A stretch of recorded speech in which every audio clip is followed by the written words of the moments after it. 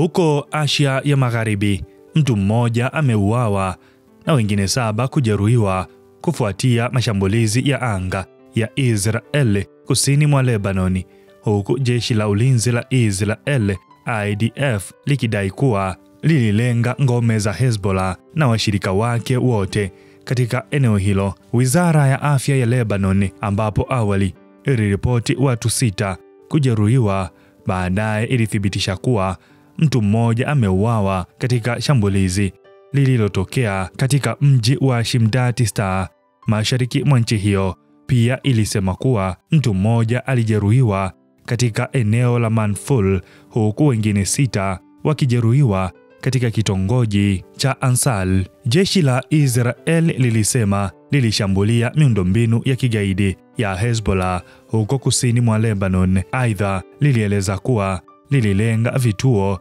vinavyotumiwa na shirika hilo lisilo la kiserikali la Green Without Borders, ambalo liko chini ya vikwazo vya Marekani, na Israeli inalishtumu kwa kuficha uwepo wa Hezbollah karibu na mpaka wa Israel. Hata hivyo, rais wa Lebanon Joseph Aoun amesisitiza kuwa mashambulizi ya Israel yalilenga vituo vya kiraia, akilaani kile alichokiita uvunjaji wa makubaliano ya kusitisha mapigano yaliyofikiwa mwaka uliopita. Alisema kuwa mashambulizi hayo yanakuwa sehemu ya mkakati wa makusudi wa Israel wa kuharibu miundombinu muhimu, kuzuia uchumi wa Lebanon kuimarika na kuleta hali ya machafuko, huku ikitumia hoja ya usalama kama kisingizio cha uongo. Israel imekuwa ikishambulia Lebanon mara kwa mara licha ya kusainiwa kwa makubaliano ya kusitisha mapigano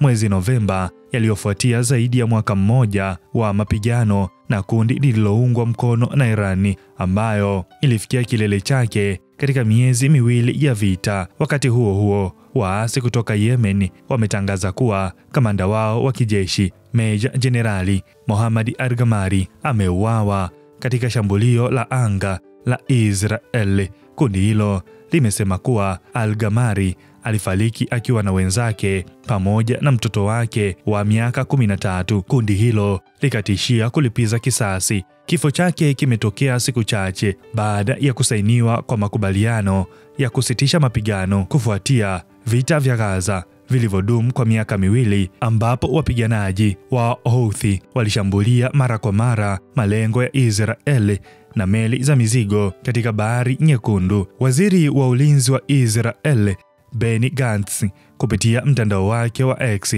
alisema kuwa Al-Gamari alifariki kutokana na majeraha aliyoyapata katika shambulio la mwezi Agosti. Waziri Mkuu Benjamin Netanyahu alisema kuwa Al-Gamari aliondolewa kama sehemu ya operesheni za kumaliza makamanda wa kigaidi waliokuwa wanapanga kuihujumu Israel, akisema kwamba wote watapatikana. Jeshi la Israeli liliongeza kuwa Al-Gamari alikuwa na jukumu muhimu katika kuimarisha uwezo wa kijeshi wa utawala wa waasi hao, hasa katika uundaji wa mifumo ya makombora na miundombinu ya uzalishaji wa silaha. Pia lilisema kwamba Al-Gamari alipata mafunzo kutoka kwa kundi la Hezbollah la Lebanon na jeshi la walinzi wa mapinduzi la Iran IRGC. Mimi ni Baraka Peter. Hii ni BMTV Tanzania.